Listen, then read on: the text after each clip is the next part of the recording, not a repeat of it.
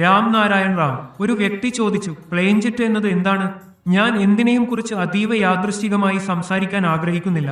നിങ്ങൾ മനസ്സിലാക്കണം, പ്ലെയിൻ ജെറ്റിലൂടെ ദേവന്മാരെ വിളിക്കാം. പലരും അതിൽ പങ്കെടുക്കും. അതിൽ എന്ത് സംഭവിക്കും? പലരും ഒരുമിച്ചിരുന്നു ഒരാളെക്കുറിച്ച് ആലോചിക്കും. അവൻ വരുമെന്ന് അവർ വിശ്വസിക്കുന്നു. ആരുടെയോ കൈ വിറക്കുമ്പോൾ അതിനർത്ഥം അവർ എത്തിയെന്നാണെന്ന് കരുതുന്നു. അവരോട് ചോദിക്കും, നിങ്ങൾ എവിടെ നിന്നാണ് വന്നത്? മറുപടി എഴുതപ്പെടും സത്ത. അതിലൂടെ അവർ സപ്തലോകത്തിൽ നിന്ന് വന്നെന്ന് കരുതുന്നു. അവരോട് ബുദ്ധദേവനെ അയക്കൂ എന്ന് പറയും. കുറച്ചുനേരം മാത്രം ഒരാളുടെ ഓർമ്മ നിലനിർത്തുന്നതിലൂടെ ഇവർ വരാനാകുമെങ്കിൽ ദുഃഖിതരായ മാതാപിതാക്കൾ കരയുമ്പോൾ എന്തു സംഭവിക്കും? യഥാർത്ഥത്തിൽ അങ്ങനെയാണെങ്കിൽ ഭൂതങ്ങളുടെ പ്രഭാവത്തിൽ നിന്ന് ആരും രക്ഷപ്പെടില്ല. മാതാപിതാക്കൾ അല്ലെങ്കിൽ മക്കൾ കരഞ്ഞാൽ മരിച്ചവരുടെ ആത്മാക്കൾ ഉടനെ വന്നു കലഹം സൃഷ്ടിച്ചേനെ.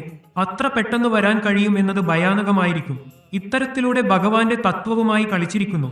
സാധാരണ ജനങ്ങൾക്ക് സാധാരണ കാര്യങ്ങൾ മാത്രം മനസ്സിലാക്കാനാകും. എന്നാൽ അധികമായ വ്യാഖ്യാനങ്ങൾ അവരെ ആശയക്കുഴപ്പത്തിലാക്കും.